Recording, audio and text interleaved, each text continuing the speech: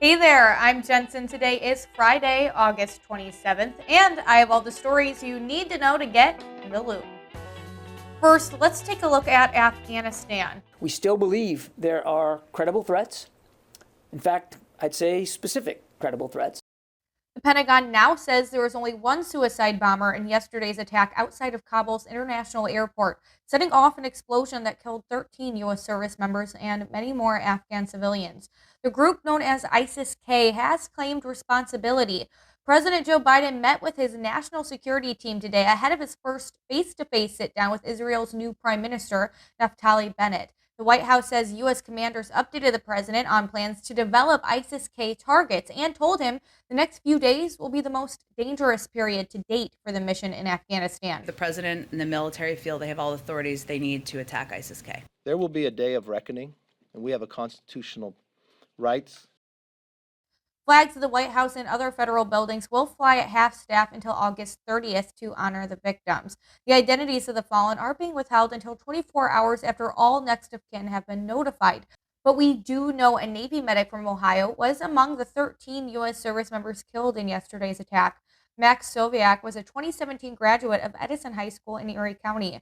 His family provided this photo of Max and has asked for privacy right now. And a deadline is coming up for parents who are receiving the new advanced monthly child tax credit. The credit is $3,600 annually for children under age 6 and $3,000 for children ages 6 to 17. Eligible families will get $300 monthly for each kid under 6 and $250 per older child. It was part of the American Rescue Plan passed in March, and the first payments went out in July and August. Those who are currently getting the monthly payment have until 11:59 p.m. on Monday, August 30th to opt out and get the money at tax time instead.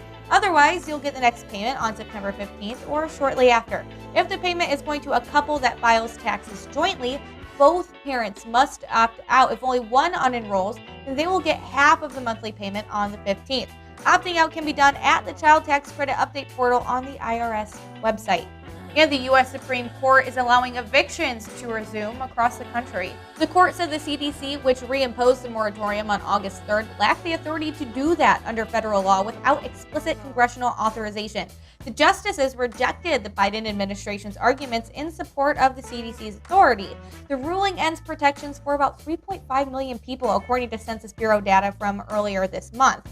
White House Press Secretary Jen Psaki said the administration was, quote, disappointed by the decision and said President Joe Biden is, quote, once again calling on all entities that can prevent evictions from cities and states to local courts, landlords, cabinet agencies to urgently act to prevent evictions. And recent data from the U.S. Department of Labor shows that more Americans are quitting their jobs. It's what's being called as the Great Resignation. 7.6 million Americans quit their jobs in April and May, and those 2 months are the highest quit rates ever recorded. During the pandemic, we saw that people were sheltering in job. And really what that means is they may have wanted to switch jobs, but they were too nervous to make those changes because they needed the stability. And so now as the company and the job market is starting to open back up, many people are really reevaluating what's important to them. For many, that means flexibility. LinkedIn reporting 40% of its members saying the ability to work remotely is most important to them, ahead of pay, perks, and benefits. Experts say if you're looking to change fields, now is the best time, with companies shifting to skills-based hiring. There were some industries that we know were incredibly hard hit. Hospitality, recreation. And then there were other industries that couldn't hire fast enough. Think about healthcare, logistics, so getting the product from the warehouse to your home. And so what companies had to do is, instead of looking in their narrow industry, they started looking for employees across industries who had the skills that they needed to be successful in the job. But as satisfying as it might seem to just quit your job in a blaze of glory, experts say it's almost always in your best interest to leave the way you started, on good terms. Business relationships are important, and you don't necessarily need to burn those bridges to light your path forward.